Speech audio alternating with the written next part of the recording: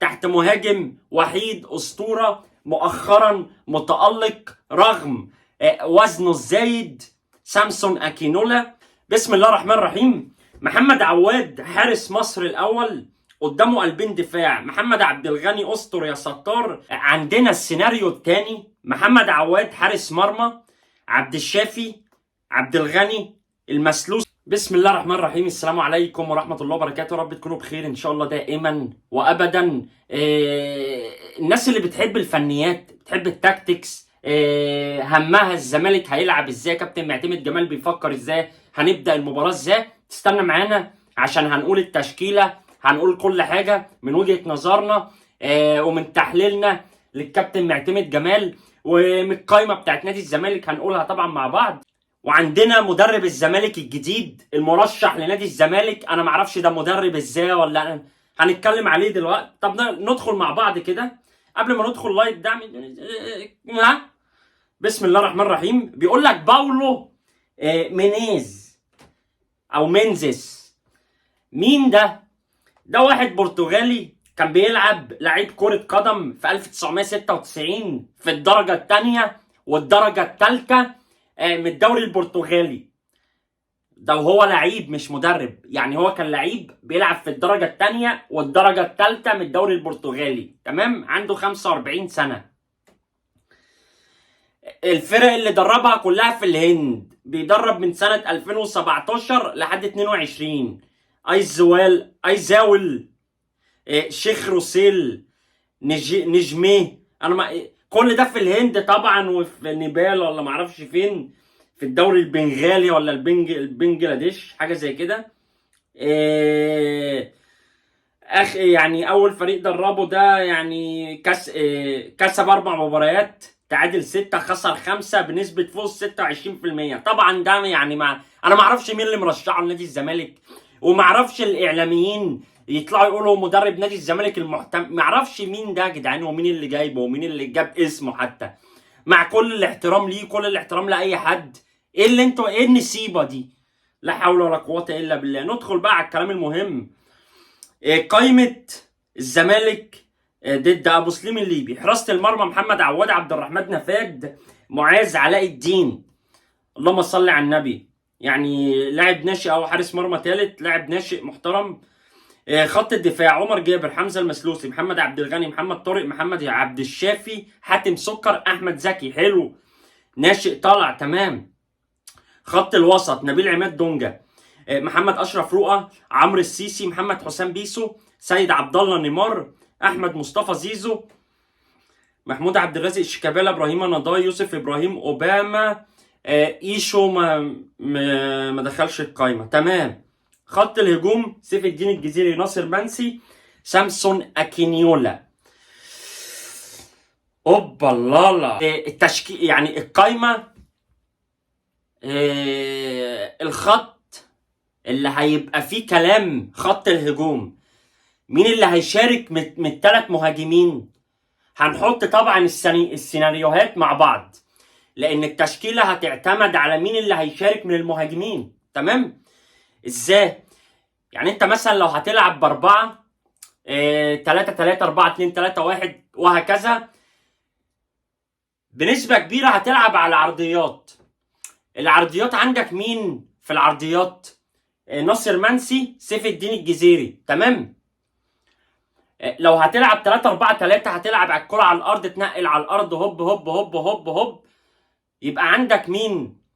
يبقى هنلعب، مش هتعتمد على عرضيات بنسبة كبيرة، فهتلعب على الارض. عندك اكينيولا متألق مؤخرا، هيجربوا كابتن معتمد جمال، مش هيجربوا، معرفش لسه هنشوفه. هنحط السيناريوهات مع بعض ونشوف ايه اللي هيحصل بنسبة كبيرة. بسم الله الرحمن الرحيم. محمد عواد حارس مصر الاول، قدامه قلبين دفاع، محمد عبد الغني استر يا ستار، وحمزه المسلوسي. على شمالهم محمد عبد الشافي الاسطوره، على يمينهم سيد عبد الله نيمار. قدامهم 2 نص ملعب، عماد نبيل دونجا او نبيل عماد دونجا، جنبيه عمرو السيسي. قدامهم 3 او قدامهم 1 بيلعب تحت الفرود 10 او سكند سترايكر يوسف اوباما، على شماله ابراهيم نضاي، على يمينه احمد سيد زيزو، تحت مهاجم وحيد سيف الدين الجزيري. تمام. دي هتعتمد على النقل للاطراف واللعب على الاطراف. عندك نيمار طياره مع زيزو طياره، عبد الشافي حدث ولا حرج مع ابراهيم نضاي مؤخرا بيقول. فهتعتمد على عرضيات جوه البوكس وجوه ال6 يارد. طبعا الكلام اللي انا بتكلمه ده احنا مش متعودين احنا متعودين على اللعب العشوائي، ولكن بنقول كابتن معتمد جمال يعني ايه كابتن محترم، ممكن يعمل حاجه يفاجئنا بيها. ده اول سيناريو. نيجي على السيناريو الثاني كده. السيناريو الثاني طبعا السيناريو ده سيف الدين الجزيري جاي من اصابه، فممكن تبدا بناصر منسي بدل منه. فسواء سيف الدين الجزيري او ناصر منسي الاثنين بيعرفوا يلعبوا بدماغهم.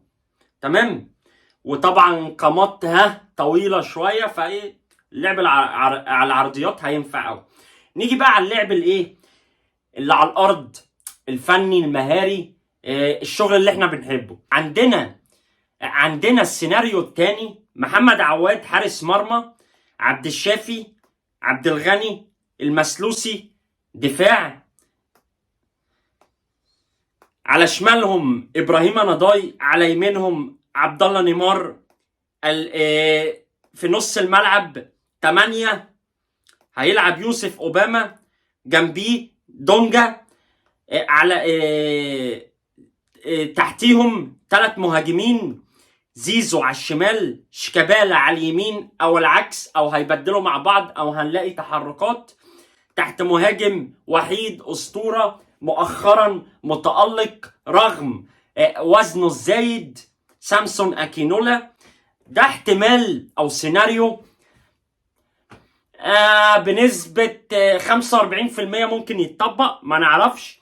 بس انت على ارضك لازم تبعت رسالة لكل الفرق اللي هتجيلك او اللي انت هتسافر لها تلعب معاها. المباراة هتتلعب من غير فار، فلازم تجيب عدد اهداف ممكن. هيتلغي لك 2، هيضيع ضربة جزاء منك، مش عارف ايه الكلام ده كله. فلازم تلعب هجومية شرسة بحتة، هجومية بحتة. ليه ابراهيم نضاي على الشمال مش حاتم سكر؟ ابراهيم نضاي هجوم دفاع معاك، مفيش تدخلات عنيفه متهوره. حاتم سكر ممكن يدخل جون في نفسه، ممكن ياخد طرد، ممكن يأذينا، اخد بالك. عبد الله نيمار يا عمر جابر، بس عمر جابر لسه جاي من اصابه، يعني فيها وعليها خلاص. بس هو ده السيناريو الثاني اللي معانا. طبعا عايز اعرف راي حضراتكم في التعليق في التشكيلتين او السيناريوهين او التو تاكتكس، نشوفوا ايه اللي هيحصل. كابتن معتمد جمال هيفاجئنا بايه. كل التوفيق طبعا لنادي الزمالك، ان شاء الله مباراه يعني في المتناول. جمهور هيروح ان شاء الله استاد برج العرب، مش كتير. الاستاد بعيد، الدنيا شتاء، جو ساقعه، ناس مأنتخه عايزه تأنتخ كوبايه نسكافيه او سحلب قدام التلفزيون، الكلام ده كله. ولكن في ناس هتروح طبعا الاستاد، هيشجعوا طبعا من قلبهم. كل التوفيق لنادي الزمالك في هذه المباراة، مباراة مهمة جدا. بعديها بيومين عندك مباراة في الدوري هتبقى أهم مش أقل أهمية من هذه المباراة. أتمنى الدعم من جمهور نادي الزمالك للعيبة وللجهاز الفني في المباراتين اللي جايين دول بالذات، عشان نقفل شهر 11 ده إن شاء الله بانتصارين مهمين جدا، وتبقى بداية الانتصارات ان شاء الله. واتمنى مجلس ادارة نادي الزمالك حارب، خليك محارب عشان تفك القيد. انتوا مش عارف بتجيبوا بتسدوا مستحقات لعيبه، مش عارف على مين. تفاوض، بالتفاوض كل حاجه بتتحل ان شاء الله. القيد هيتفك، هنجيب لعيبه سوبر، كل حاجه تمام. في كذا لعيب مرشح لنادي الزمالك هنطلع نتكلم عليهم ان شاء الله بالتفصيل، ولكن يعني يا قبل المباراه يا بعد المباراه، مش عارف، على حسب. ارجو الدعم.